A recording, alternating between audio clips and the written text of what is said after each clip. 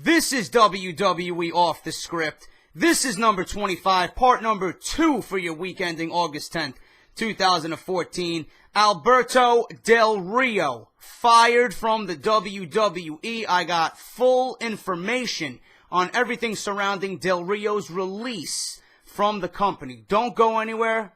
I'll be right back.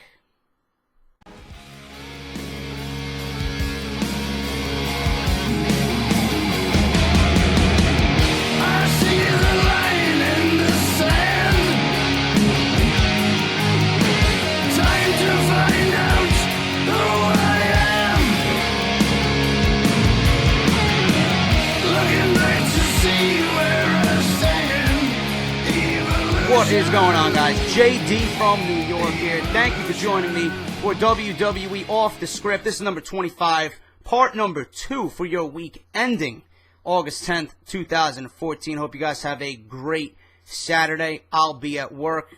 I'm actually in a very unique situation right now. It is 2:15 on Friday afternoon. Usually, for the Saturday show, I record this after work around 6:30, 7 o'clock. But my job is very, very stressful the remainder of this week. We got to open up a brand new store, and it's all hectic. It's chaos. It's crazy. So my work is actually asking me to stay till about 10:30 tonight. I started my shift at 9 a.m. They sent me on an extended lunch. So I drove home, and here I am. WWE Off The Script. I didn't want to leave you guys hanging without an Off The Script. I didn't want to post it later in the day. I want it up when you guys expect it because this is what I do and I care for each and every one of you guys. Thank you guys very much. Anyway, if you guys missed yesterday's episode, WWE 2K15, news and rumors on gameplay, roster, and what is going on with the roster reveal on SummerSlam weekend. Go and check that out. Link is down below if you did indeed miss yesterday's Off The Script Part 1, episode number 25. Labar, Eisenberg, Ghoulish, Chairshot Reality at WrestleZone.com. I do believe that they're talking about TNA. I haven't even visited WrestleZone website this weekend, so I don't know what is going on over there, but please, fill me in on what's going on over there. I'm sending you guys over there. I've been busy with work, like I said, so I really haven't sat down to watch Share Shot yesterday. So if you guys want to go over there and check them out to see what they're doing, the number one talk show on the internet right now when it comes to professional wrestling. Justin Labar, Josh Eisenberg, and Brian Ghoulish. Like I said, their homepage is down below. Go over there, show them some love, and tell them JD from New York sent you, all right? They certainly deserve it. But the big news story coming out of this week in the WWE, Alberto Del Rio fired from the WWE. Now, I don't know who out there was an Alberto Del Rio fan. I was very adamant about my displeasure with Del Rio and his character and, what he pretty much materialized into on WWE TV. He certainly was not one of my favorites at all. And I'm gonna fill you guys in on the latest information regarding his release. 4 bullet points I have here. It's worth noting that Alberto Del Rio's release is a top story on the front page of WWE's website as of Thursday afternoon. Usually when the WWE announces talent departures, they use their real name, but Del Rio's real name was not used in yesterday's announcement. It's also interesting that they did not wish him the best in his future endeavors. If Del Rio really is gone from the company, his last match would have been a loss to Jack Swagger on this week's WWE main event on the WWE Network.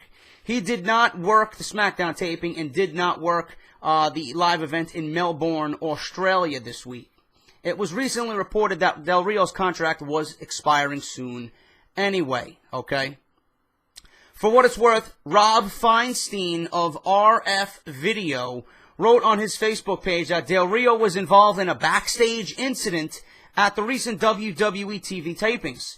RF claimed that Del Rio had words with an employee who works for the WWE's social media department and allegedly slapped him.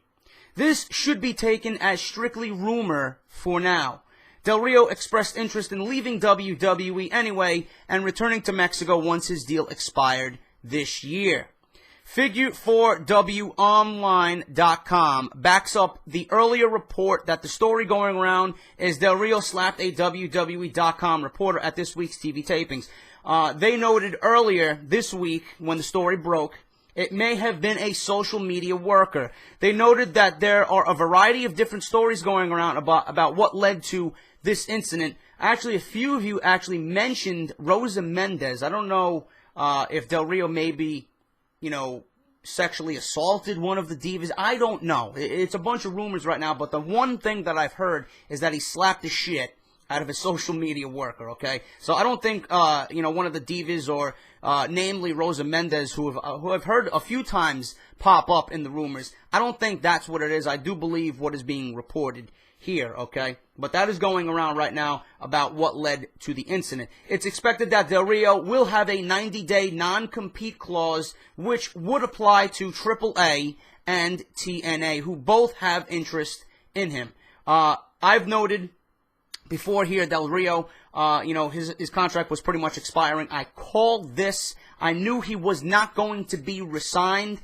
I knew he would not be returning to the WWE, and I even made a brief mention that I would not be surprised if he was released because WWE has no plans for him. But I've noted that AAA is also expanding into the United States. They actually have a reality or some type of show, maybe a possible reality show coming up that's going to be filmed in Los Angeles. The creator or the mind behind Survivor, the reality-based TV show on CBS, is behind that. So I don't know what's going on with that. We may see Del Rio pop up in there. I really don't have any information on that yet. TNA's got their own problems to worry about. I don't see them signing any talent.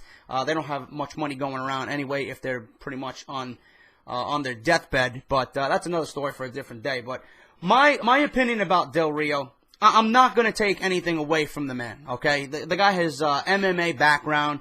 He can wrestle. He's put on decent matches with Ziggler and, guys here and there. John Cena, who be it, whatever.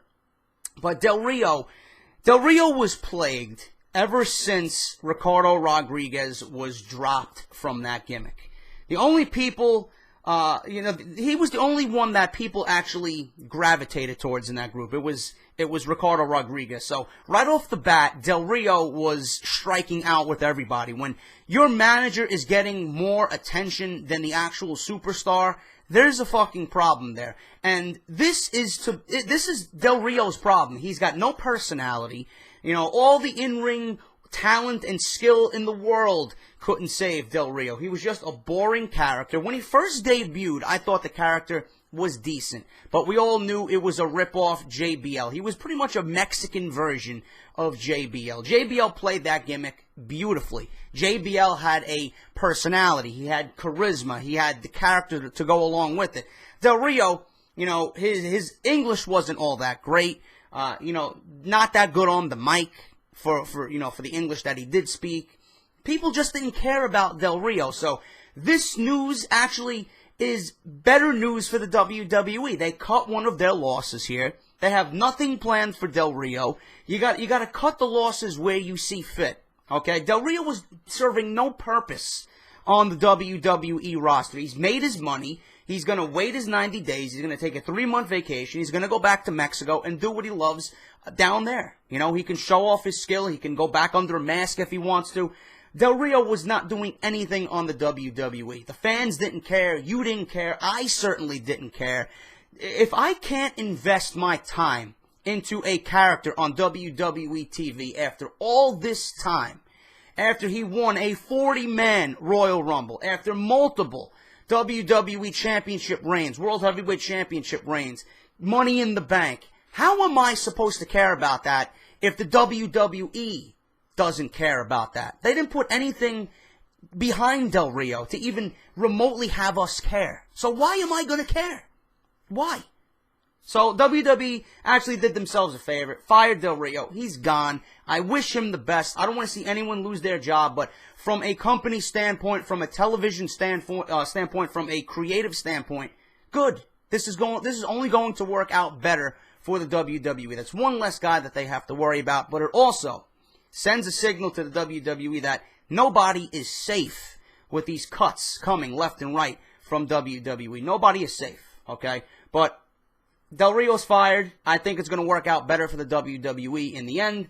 They cut their losses, and he's no longer with the roster. We don't have to see Del Rio's boring, stale, generic character on WWE TV anymore. I mean, it's a big story, but again, it's not a big story because I expected to see this any day now. I was not surprised when I heard it. You guys were tweeting me back and forth.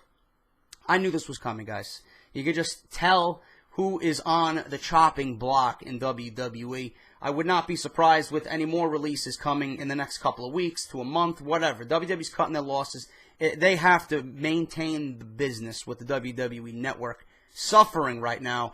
It's a big gamble, and they're going to cut where they need to cut. So it's all about business. You know, you can't take this shit personal. If you're working for the WWE, you know, you're just a cog on the wheel. If they're going to cut you, don't take it personal. WWE's main focus right now is making the WWE successful by any means necessary. Moving on, WWE's Senior Vice President of Creative, Eddie Feldman, was also let go this week due to the ongoing budget cuts. Other people from WWE Creative are also reportedly released this week due to the cuts. Due to WWE cutting 7% of their staff this week, they will face additional losses of $5.4 million in the third quarter due to severance packages and other costs that come with the termination of employees. WWE has also talked about bringing back combined Raw and SmackDown tapings, which I don't think is a good idea, mainly for the people who actually attend these shows. Nobody wants to sit through 5 hours of wrestling. That is a fucking task. I can barely sit through 3 hours of Monday Night Raw on a Monday, the way the shows are going. I thought that was a bad idea. You're going to combine tapings now? I don't think it's going to... I'll tell you what. If they want to do that, it's only going to be bad for them because it's going to drain the fucking crowd. Okay?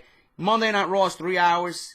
You know, people get drained after 3 hours. Then you're going to have them sit through a SmackDown taping as well? What kind of excitement is going to be in the air if you're going to have people sit down for 5 hours of wrestling on a taping, man? I don't understand that because they're going to be taping Monday Night. They're going to be taping SmackDown after Monday Night Raw or before Monday Night Raw.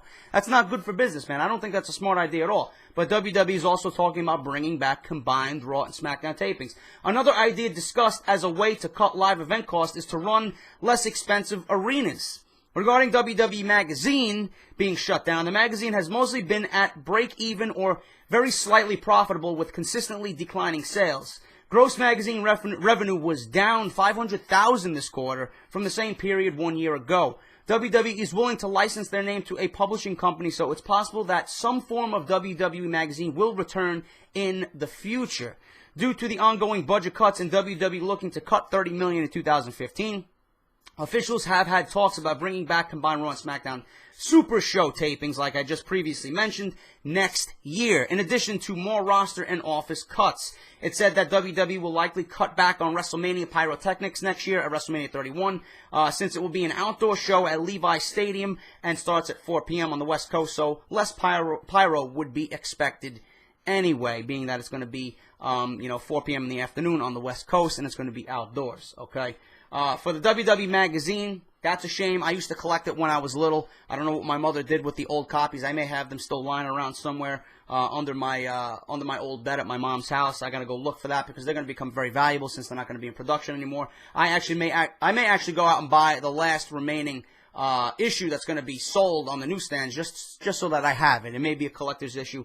Who knows? But nobody's reading magazines nowadays with the internet, man. It's all, passe. We got to move into the future. So I think that's a very good thing about WWE or what WWE is doing about cutting the magazine. It's only for little kids anyway, and I don't see it as being meaningful to the company. So they're cutting a lot of money from that, which I don't blame them at all.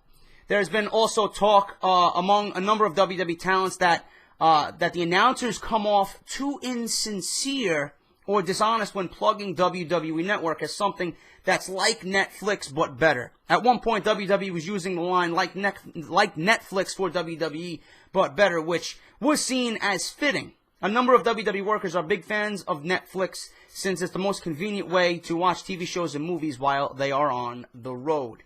This $9.99 deal, this coming off too insincere and very pathetic and desperate, Got to stop, man. It's not the way you're going to build a WWE Network. I mentioned this on my Monday Night Raw review, right in the opening segment. If you missed it, also link is down below.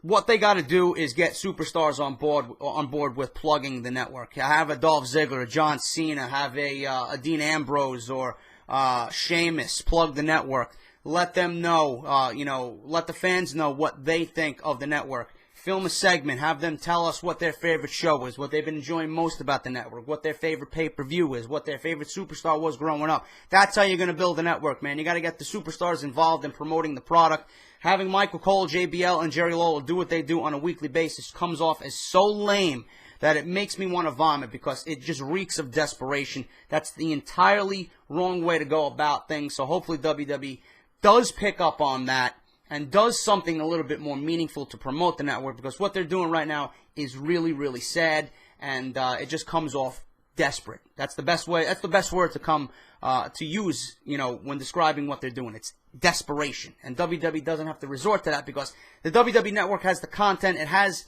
the service that they know is great. You don't need to be so desperate about it. It's going to be launching all over the world come October. You're going to get those subscribers. This is just based in the United States right now, so it's not looking good right now. But when it launches, I think it's going to hit over 1 million easy.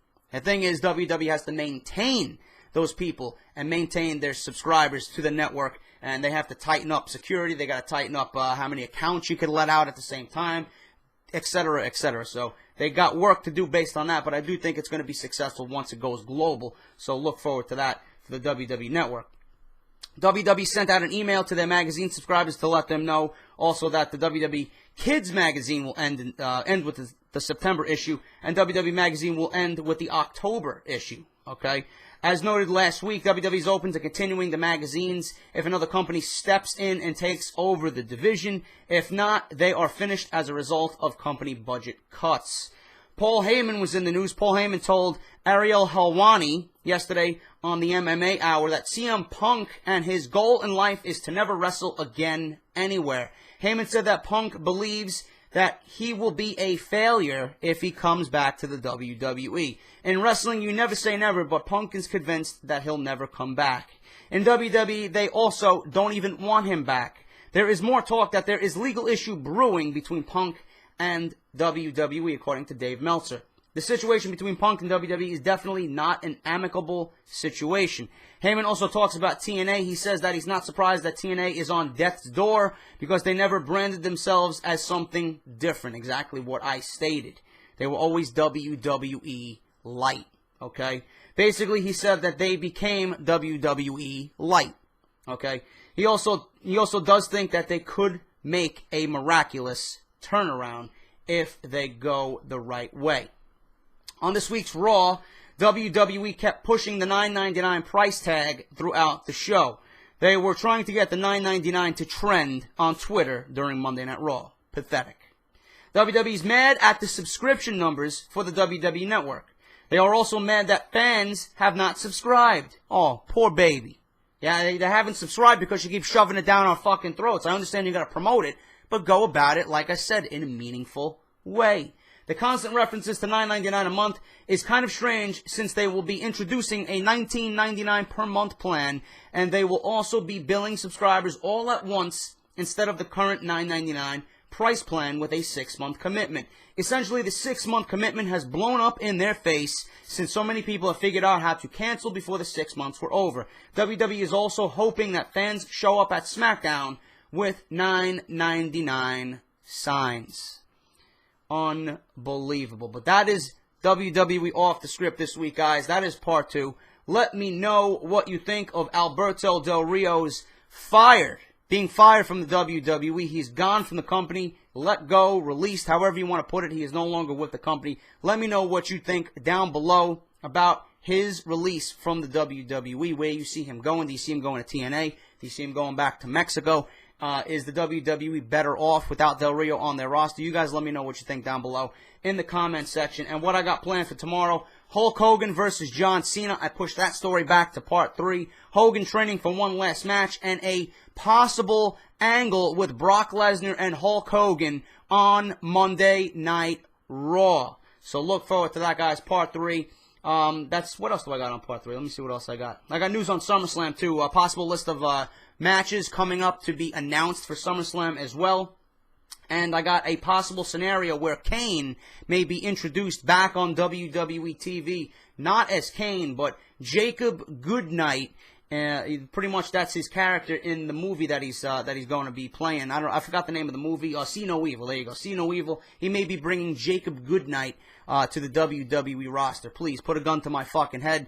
We don't want to see Kane as Kane. You think we're going to want to see him as Jacob Goodnight?